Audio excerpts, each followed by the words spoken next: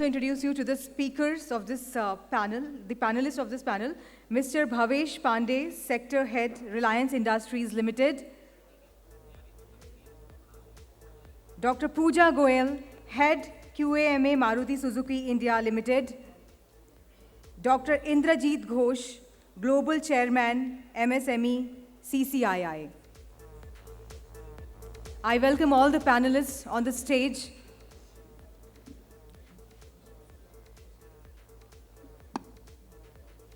Let's get some energy in the room. Please put your hands together. Everyone, come on.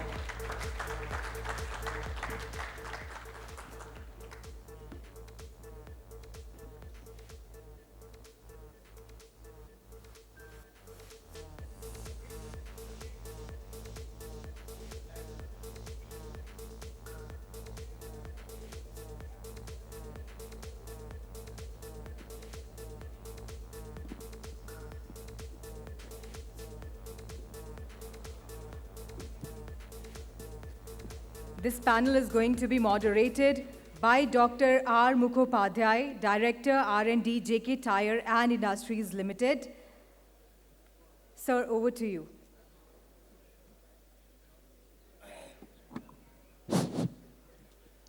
Good evening to all of you. Good evening. See, because I was not in the morning, but when I conduct any conferences, first thing I consider your body and mind should be one place. So next 1 hour, what we are going to discuss is very, very important for all of us. I will just give a brief because the panel discussion, you might have seen the sustainable mobility and actually challenge and opportunity for auto rubber component manufacturers. When you say this, sustainability, sustainable development, circular economy, circularity, all this, it was a buzzword few years back, but now it is a practical. As you know that after the Paris Protocol, which is signed by the Government of India, ratified in the Parliament, that India will be carbon neutral by 2070. And there is recently the COP 27, which happened in the Middle East, and there also, India has given a commitment by 2030, what should be our energy from the non-renewable to renewable, all this they have given. Now, every industry, there is the change drivers, irrespective of the rubber and automobile or cement and other. One is the customer needs and expectation. It is ever increasing. Now, globally, what is happening, earlier the gap was 5 to 7 years, but now within 6 months to 1 year, this same thing is impacting our Indian business society. Now, recently I was in USA, there is a tire technology conference in Akron. Every platform, the words in all conferences, sustainability, sustainable mobility come into the pictures. Why it is happening? Today, our economy is based on the crude-based economy. And this economy was developed, 1 billion people was there. Today, we have more than 8 billion people. And no concern over the environment. What we do, we make use, produce, and throw as a landfills and other. Subsequently, what is the impact? You're surprised to know the last September, October, global temperatures is gone to about more than 1.7 degrees centigrade. It is close to 2. And if you continue the business as usual, what you are doing, by 2050, it will be about more than 2 degrees centigrade. And by end of 2020 or 2021, when it will come, is very difficult of existence of our mother plant. Because the plant has got a certain, natural balance. There's whatever we greenhouse gas will produce, they can absorb. But today, the amount of what you are producing, they're absorbing, there is a gap. Now, why this gap is coming? Basically, their cement industry or the steel industry, their major producer, then comes over the agriculture and transportation industry. Since rubber industry is related with the transportation, whether it's a tire or non-tire basically, So what is actually happening today, globally about 1.2 billion vehicles are there. By 2050, it will be 2.4 billion vehicles. And if you looked into that, 23% of the greenhouse gas emission is coming from automobiles. Now, what is actually happening, this automobile industry, and the pneumatic tire, about 125 years back it was developed.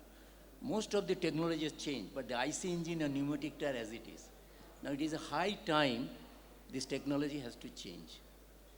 Now, all of you are aware that how the IC engine, people are talking for a hybrid, then comes about the electrical, then in between there's the flexible fuel, CNG, then subsequently it comes about the, we talked about the hydrogen or fuel cell.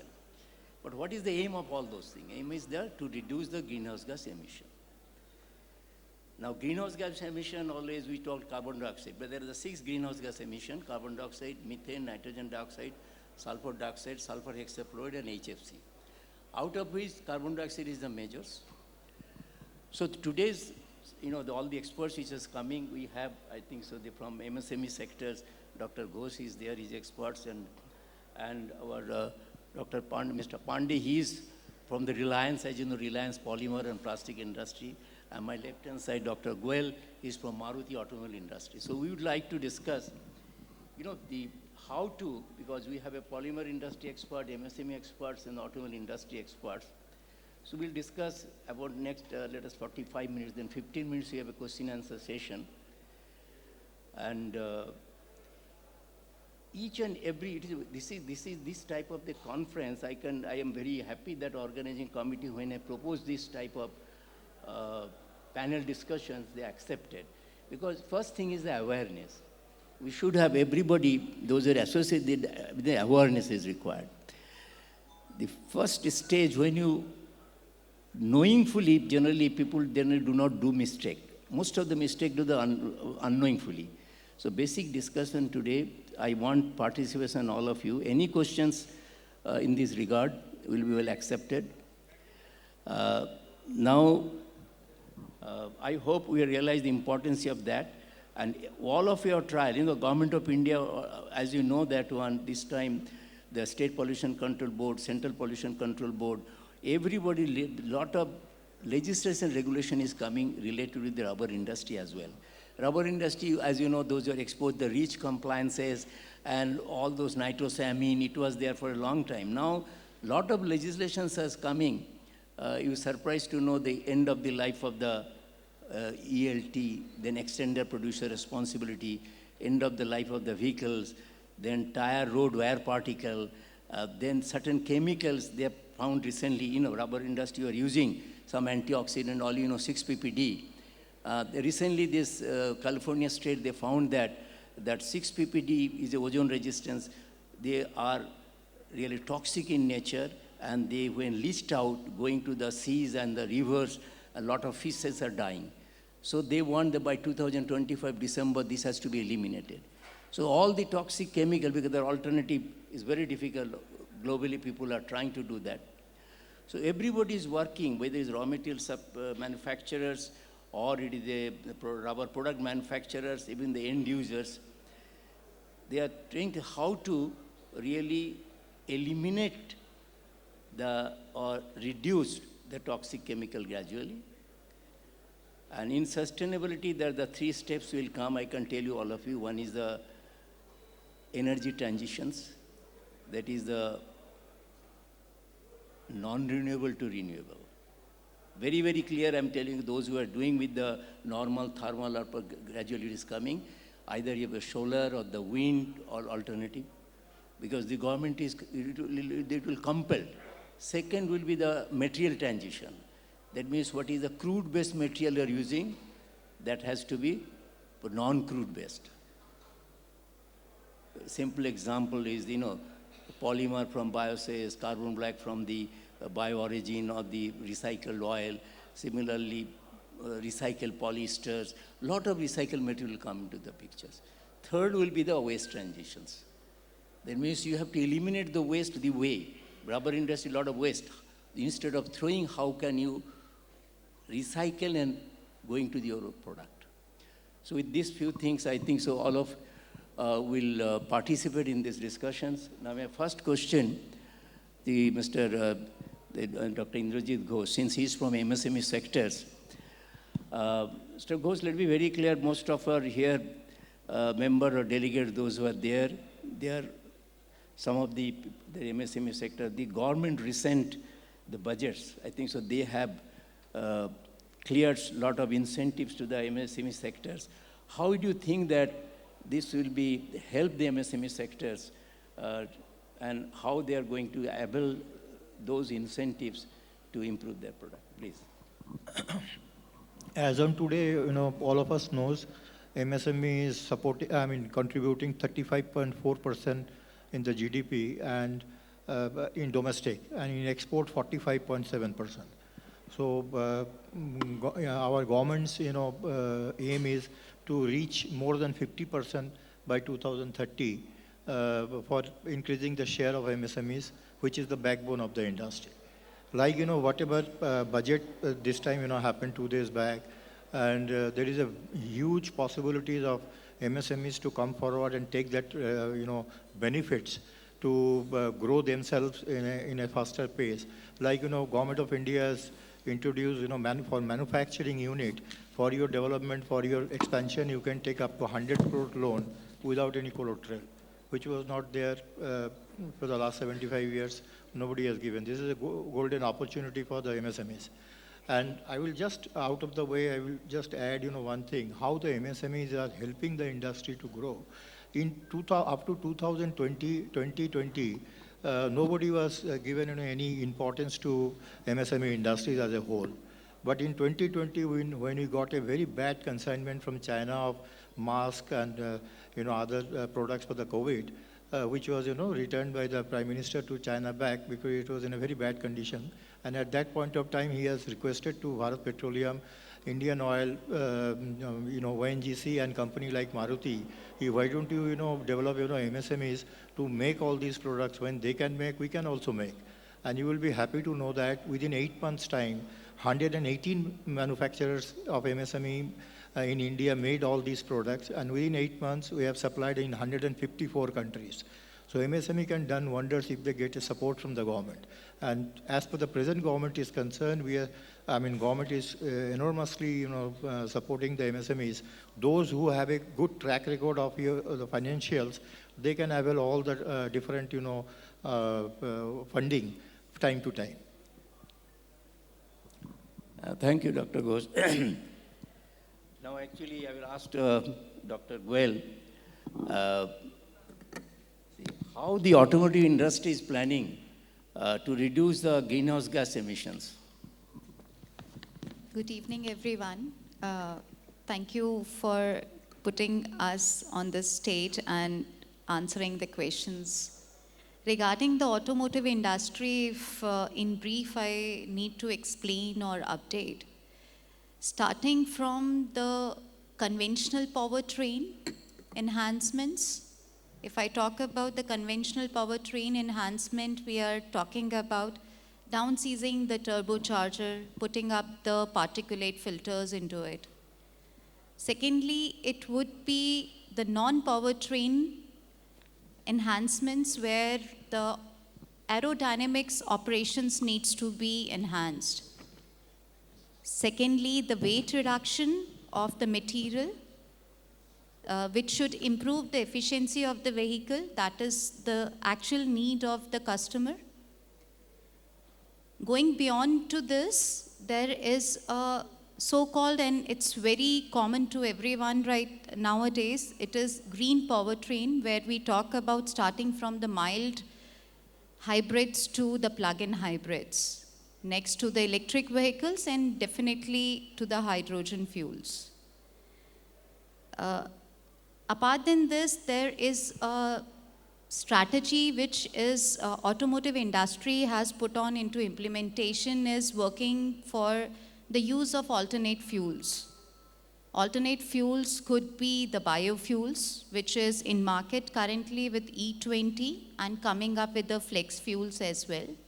CNG is one of the important parameter. Apart than CNG, companies like automotive industries are working on the compressed biogas as to keep the sustainability into the picture. And definitely the circularity of the material should be in a way that it has to be reused. So this is just a brief how automotive industries is working on. Thank you. Thank you. Now, I think, Mr. Pandey, you are associated with one of the conglomerate, the Reliance, which is really manufacturing different types of the polymers, including elastomers as well as the plastics materials. And as you know that in automobile industry, about 7 to 10% of the elastomeric, thermoplastic vulcanizing materials are going. Now, today, the India, if you see the polymer or elastomers, rubber available, we have a SBR, polybutadiene, butyl, and halobutyls. Now, these are all the crude-based. Now, what are the actions these generally you are taking to really the decarbonizations of the polymer industry?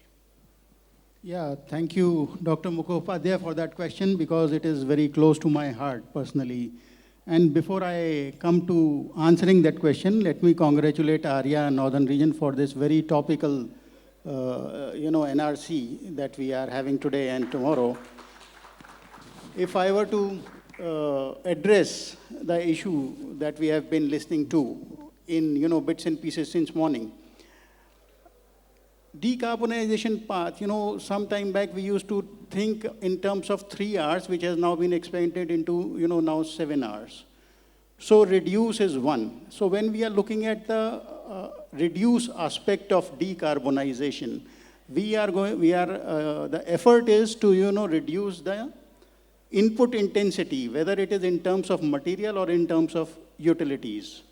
So if I were to, give an example, if we have driven past a refinery, we would have seen a lot of flares where the refinery off gases are flared or the hydrocarbons are flared. Reliance, in its refinery off gas cracker complex, has eliminated that totally, and it has been converted into C2, C3 chain products.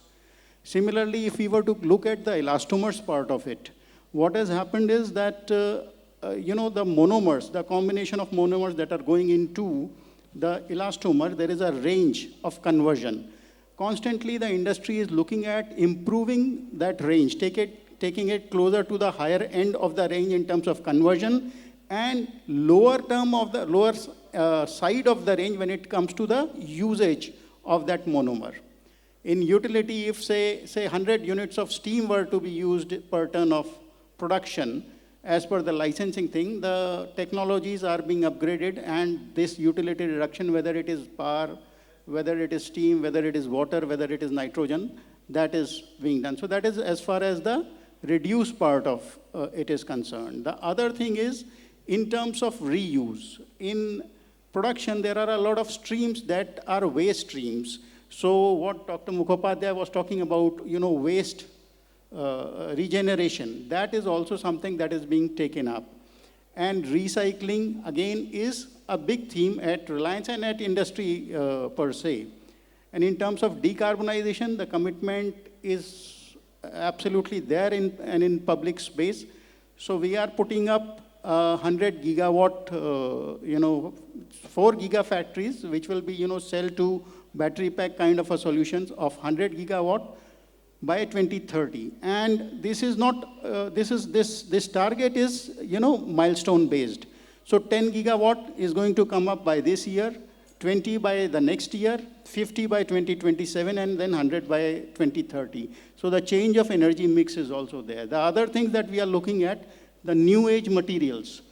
So while currently, the cost benefit analysis, they may not pass the test, but work is going on in things like carbon fiber reinforced plastics or graphene or other, shortcut fibers or nano additives that can be used to reinforce polymers and elastomers for that matter. I hope I have answered the question to your satisfaction. Thank you, Dr. Pandey. I have just, once again, I ask you another question to you. Today, as you can see, the energy efficiency improvement is also the part of decarbonization, I agree. But in the rubber industry, as you know that 10 to 15 different ingredients that to mix, lot of energy is going in the mixing area. Now let me ask you, do you have a plan? Because how to reduce the mixing, the total energy to be reduced there? People are trying to there's a latex filler master batches. Latex carbon black, but latex, the silica, sometimes say the other reinforcing like the graphene and so on. Especially MSME sector, if they have to reduce the energy cost, the mixing area and the curing area, the two areas the maximum energy is going. One is the thermal energy, another electrical energy. Do you have a Reliance as a plan to go for a latex filler master batches so that the number of stages can be reduced, total energy can be reduced, suspended dust particle can be reduced, the practice will be neat and clean? So if we are talking of latex master batches, we are not looking at latex master batches.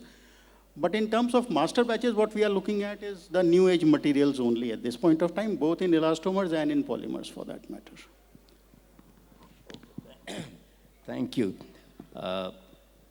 If I may supplement, what you were talking about, the change of the energy mix in mobility. So that is another area. Since when we are coming up with 100 gigawatts of solar power, we are also looking at the storage solutions.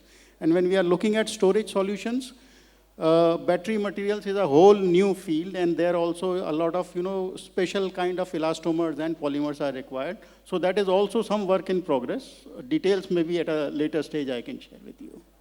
Thank you. Now, Mr. Ghosh, MSME sectors, the government of India is coming for the, about 45 to 47% employment is coming from MSME sectors. Now, what is one of the things is the skill gap. The new technology, as you know that, as I told, the emerging technology is the change driver. Today, IT, IoT, the machine learning, 3D printing, this is the new technology is coming. And the sensor, digitization, and so on. But how the MSME sector, the skill gap, today, if you see the people working in MSME sectors, is the government of India or, like you are associated with the organization, are they thinking about how to fill up this gap? Yes, in MSME, there is a very big gap of, skill development and skillful labors, which is not available all over the places in all industry, particularly in EV also.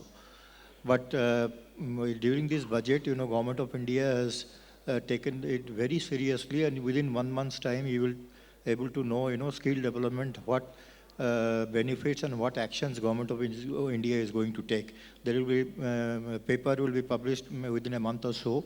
Government of India is thinking now to make, skill development program in almost every state to start with, and with various, chambers, association with the various chambers, or association with the various skill development, institute.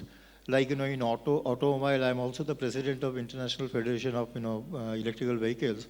We have started, in Ghaziabad, there is a skill development program for automobile EV industries, because as you know today, when you are shifting from petrol, diesel to EV, there are a lot of problems, a lot of things, people doesn't know, the mechanics are also not available. So that's why, we have started that. And in this way, there are a lot of skill development projects that are coming up. And MSMEs has taken this, and Government of India, particularly skill and development. I was having a meeting 2 days back with the Joint Secretary, Dr. Hina, and they are coming up with a huge development of skills and skills in very near future. You will get within a month, you will get to know, how Government of India is planning to develop, skill development across the country. Now, just one question in addition to that. The plastic industry, the Government of India, they make more than 40 to 45 CPET across all over India, even states. But when you see the rubber industry, there is such, especially the the worker level, blue collar job, there's no such institute is there so far. Why not government of India? That is my question. There are more than 3,000 ITIs there all over India. In ITI, you have a skill regarding air conditioner, the fitter, electrician. Why not the course like a rubber fitter? You know, such type of things, because, you know, it is very difficult to get expertise, mill operator, extruder operator, and so on, so on. Since they are, government of India is thinking so much budget and other, why, at least in the 4 regions, 4 such institutes, is it possible? Because personally, we tried through the different body like AIRI or the ATMA. Ultimately, IRI, we are trying to do something in Mysore. Because this is a very important, if the skill gap in the rubber industry, I think so, if some efforts, is it possible to approach? Yes, it is absolutely possible. Government is serious about that. But one thing I want to add is, like plastic industry, the top notch of multinationals or Indian national bigger companies, they should also contribute. Don't think every time everything will be done by the government only. Like I can give you an example. I am also a member of governing body in the APMA, All India Plastic Manufacturing Association. So they have created, they are taking the help from CPET, ITI, and other association also, and a lot of industries like my friend from Reliance, they are also contributing a lot, to develop that skill development of, as far the plastic is concerned. So in that way,